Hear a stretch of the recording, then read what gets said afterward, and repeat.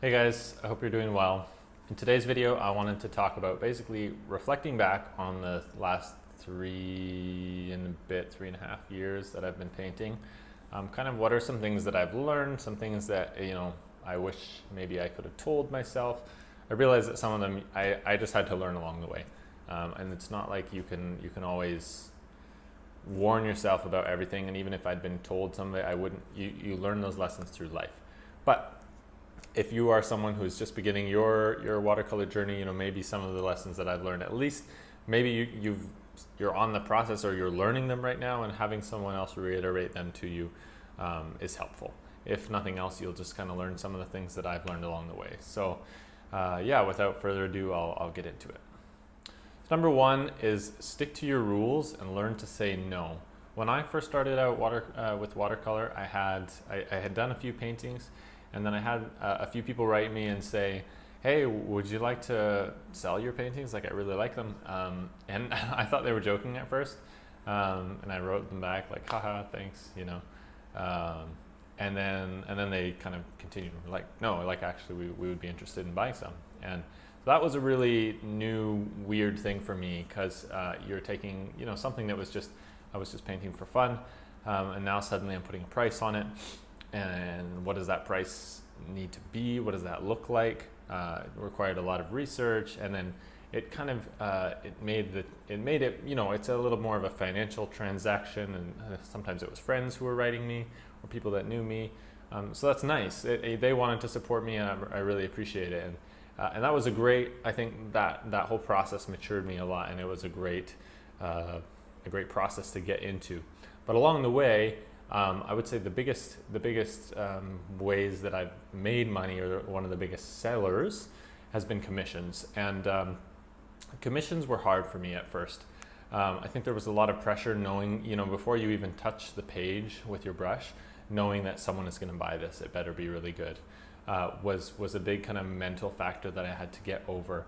And I just had to be at the point, I had to get to the point where I was like, you know what, I don't mind painting a whole nother painting again if the first one doesn't work out. And I was used to often, when I did a painting, basically it was one and done. I don't go back and repaint the same thing 3 times over till I get what I'm happy with. I'm not that much of a perfectionist, and I enjoy the organic nature. I've very occasionally done a couple paintings again, and I think in every case, maybe there was one where I did it a second time and moved one piece and it turned out better. But in the 3 cases that I've done painting again, every time the second one is worse, which is amazing, because I'm always like, oh, I'm going to fix this and this. It ends up worse. There's something beautiful and natural about the first time through. So anyway, but I did have to just say, you know what, if I have to paint it again, that's fine. And if I make a mistake, that's fine. I'll do it again. Paper it's not cheap. The supplies are not cheap, but in the grand scheme of things, if I'm getting paid for the commission anyway, it works out. Now, the part where I get into, so selling some, I started getting into people who would ask me to do a commission. It was something that I was like, oh man, I don't know. So a couple of people asked about portraits and things like that. I did a couple, they were okay, I got through them. I got to the point where, I would finish, it was painful, it felt like I'm gonna screw this up, it's not looking good, and I would work really hard, and in the end, one I had to do twice, and that was, I guess that was another one where it ended up better. Both of them were fine. The person ended up buying both actually, or taking both. But the second one, in my mind, I was a lot happier with the way that it turned out. It changed the color scheme and everything. And it's painful in a way to do some of these things like portraits. I was just like, I don't enjoy painting them. I don't mind painting them sometimes for myself, but the combination of the pressure of a commission with portrait as a subject, I wasn't crazy about that. And I just kind of decided, you know what, I need to just say no. And I had one example where a lady had approached me. She wanted a painting of her boyfriend holding this kid, so it was his face and her, and they were at the beach, and it was it was just, there was so much going on, and then she was didn't want to pay a lot, so she was like, I'm thinking a small size, because I price by size. So, the bigger size, the more money, and that's kind of it. And so she was, said she wanted a little 5x7 with both of their faces. So I was like, okay, yeah, that's fine. It was, I forget at the time, 5x7, whatever, it's going to be $45 or something. I did the first one. It took me forever, and you're using all these small brushes to try to get their face in. The picture wasn't great either. He was wearing a hat. There was a weird shadow on his eyes. His features kind of look washed out. And so that was another thing, is when people approach you about commissions, you don't often have control over the picture that they send. And I've gotten more picky. I've gotten more now where I'm like, can you send me another picture or something? Or I ask to see the picture before I say yes. That's been helpful too. Or I get a vibe from kind of what are you looking for definitely before I say yes. But in that case, I painted it, I sent the picture to her. It was okay. Again, I would say based on the picture that I got, that was kind of about as good as what I had to work with. And she was like, I don't know, it looks a little weird in some ways. And I was like, oh, okay. So I painted again. The amount of time that I spent on that tiny little sheet was a lot. So I painted the whole thing a second time, wrote her, sent a picture again, and the whole time we were there was a deadline as well, time frame, and it was getting tight. And when I sent it to her the second time, she just ghosted me. She never wrote me back, and I was really frustrated. I wrote her and I just said, I would just appreciate at the end of the day, it didn't bother me that she didn't want to go ahead with it, and that was my thing that I said, if you're not happy, I won't send it.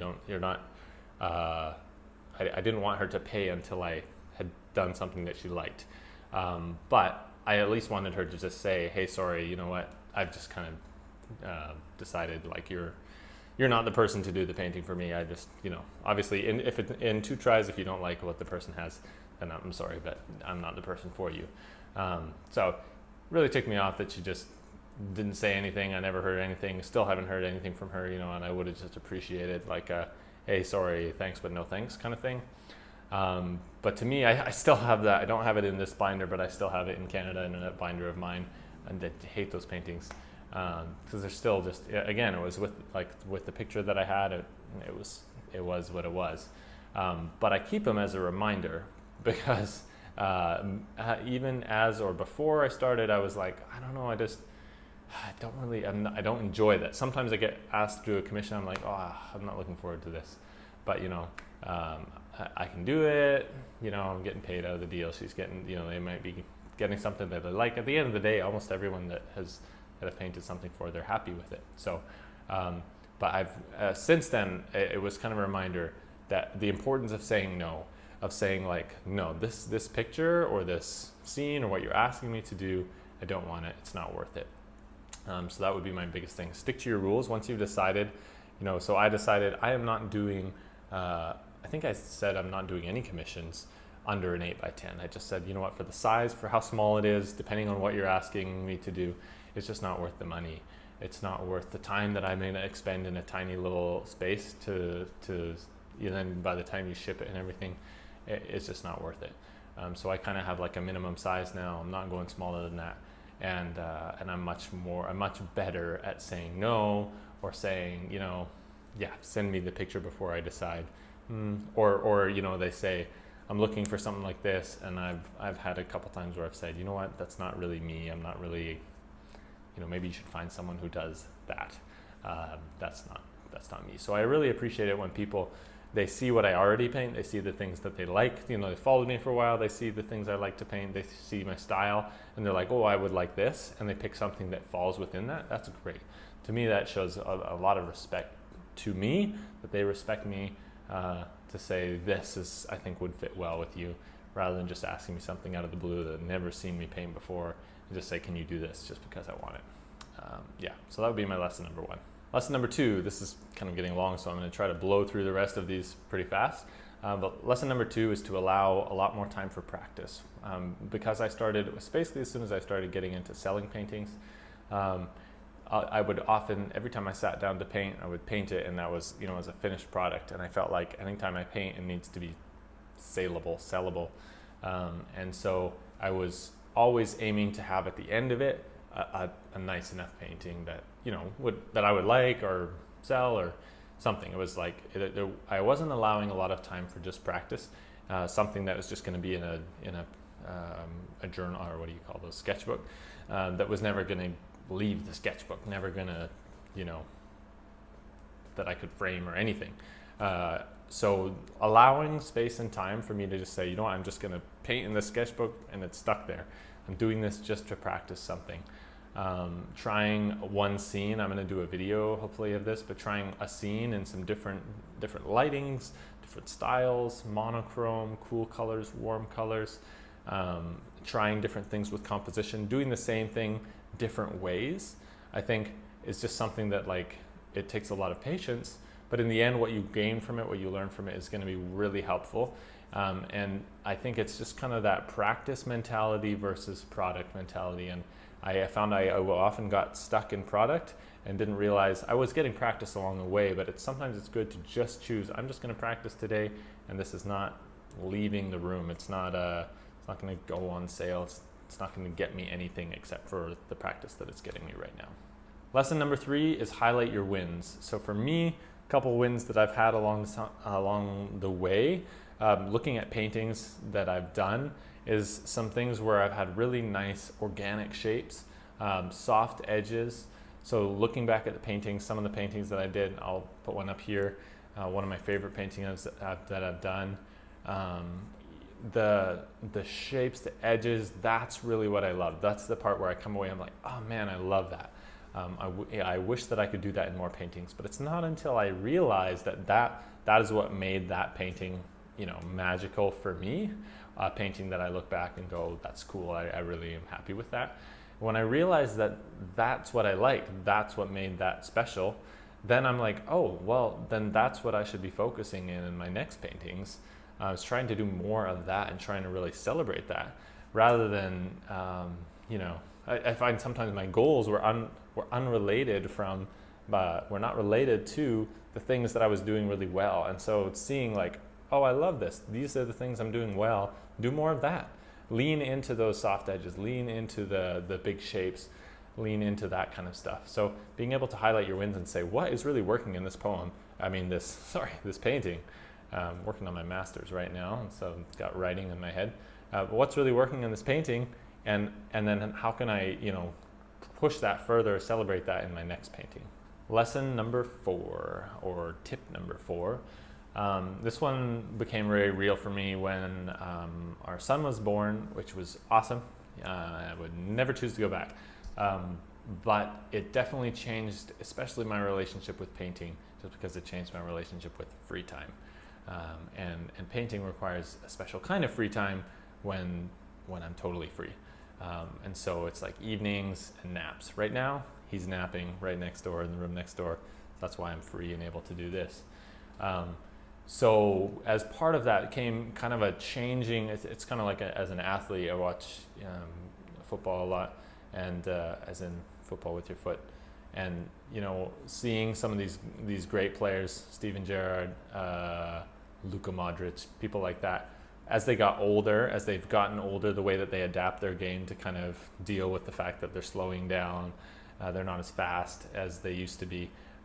It's interesting. And so I found I had to kind of do some of the same things. The way that I used to paint, the way that I used to use time, I have to change to make it still work for me now, and it's going to be different. So a few things that I did is reducing the barriers that are between me and painting. So my wife suggested, for example, often the drawing up phase, sketching up what I'm about to paint, takes quite a while.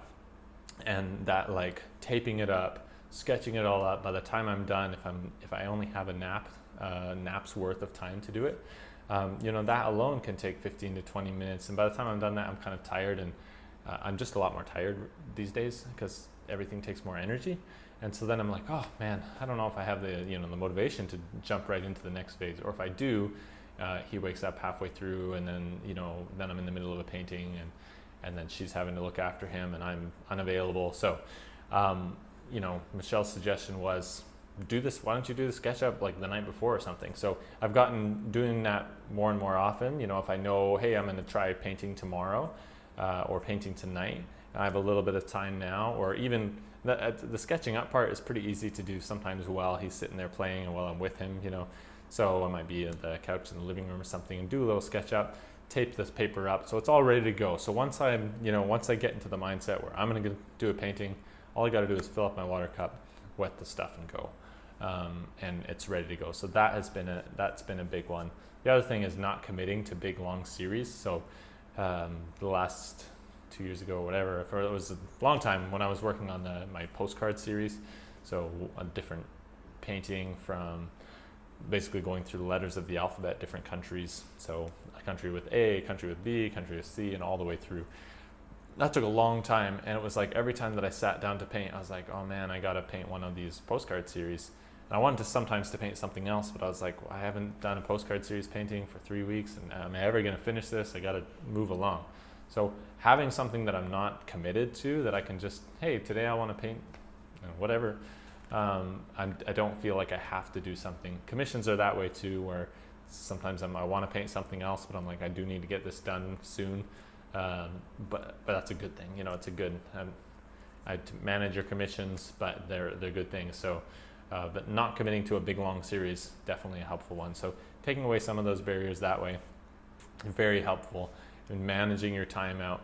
Find the things. This is another kind of tip. Find the things that take.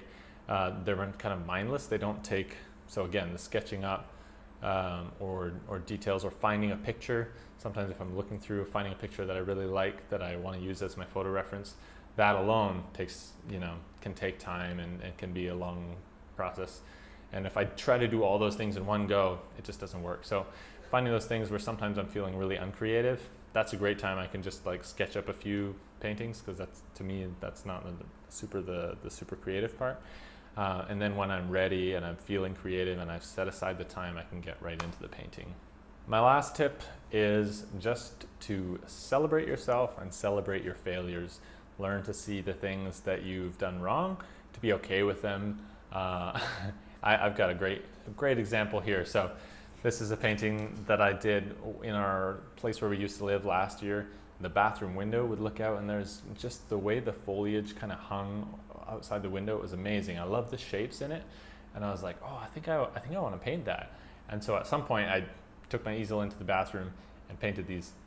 It's not the worst thing in the world, but it does not at all look the way that they were, and that feeling that they gave, the organic kind of shapes, they were almost monochrome. You couldn't, because the picture, the window was kind of not frosted, but maybe it's just dirty. But anyway, this doesn't look anything like that. But I tried, and I sat down. I learned a lot of things. At the end of this, I just was like, what went wrong? Like, why does my trees not look anything like how I imagined? Anything about how I imagined they would look, or even how they did look? I knew that they wouldn't look the same as the actual thing, but being able to see what are the parts that are working well here, what are the parts that aren't, what did I do wrong, and being able to piece that apart is helpful. And having the humility to say, okay, that's fine. Like, and now I have this here, and it's just kind of a reminder I learned something. And you need to be able to do that. You need to be able to say, in every painting, you should find at least one thing where you're like, that works well. This little corner, this little piece, I like that. And then you also need, in every good painting where things are working great, to be like, yeah, that didn't work well. There's a little piece, which honestly, you probably don't need to do that, because I think as artists, we almost always know that thing. Someone else will look at this painting that they love of yours, and all you can fixate is on that little post that you did like twice as fat as it was supposed to be, or the line's crooked, or you left a drop there or something. You're like, kills you. But they don't notice. But that's fine. So being able to notice your failures, but also celebrate your failures, celebrate the fact that you tried. And then that kind of leads to part two, which is trying different subjects. I know some people who really just lean into one thing that they are good at and like. And for me, water and boats is kind of that.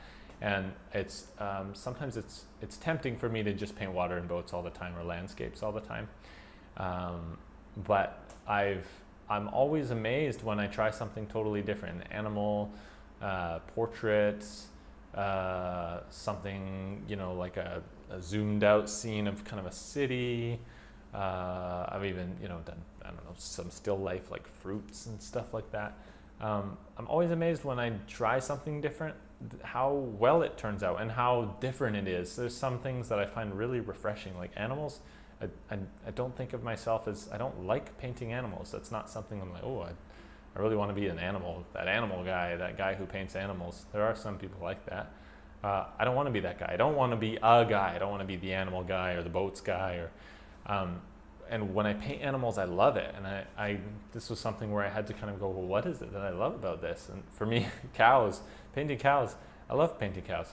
I think it's their spots and kind of the way that they're, because of the bodies and the sun, the way the sun hits them, there's this kind of cool and warm, the sun bouncing off the white parts, and you've got the organic kind of spots on them, and there's just parts about them that you lend themselves well to big shapes and a feeling. I think looking at a cow, you just have to get a few things right, and it's like, oh, that looks and feels like a cow. And so, yeah, there's things like that I really like, that they're a nice break from some of the other stuff that I paint. So, if you're starting out and you kind of, I don't know, you love painting florals or you love painting landscapes, try something totally different. Try painting a cityscape, try painting an animal, try doing a portrait. You'll probably find, in trying these different things, I've done fighter jets and stuff like that. Like each thing requires something so different, and it's great for you to challenge yourself. Sometimes the subject is a great way to challenge yourself, push you into something new, and you learn things along the way that then you can bring back to something else, and you may find, oh, I really like that. And for me, I like the variety. Sometimes it takes my wife to basically say, you've painted a lot of buildings recently. Why don't you do something different? And that's a good reminder, because she often pushes me in the direction of something new, whether it's from Pakistan or Canada or landscape or an animal or whatever.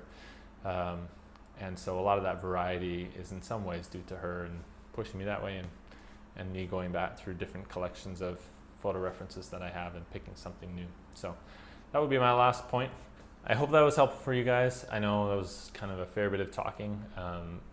If you don't enjoy that, but the only reason that I do YouTube is just to be helpful, and I realize, this is not my career. It's not.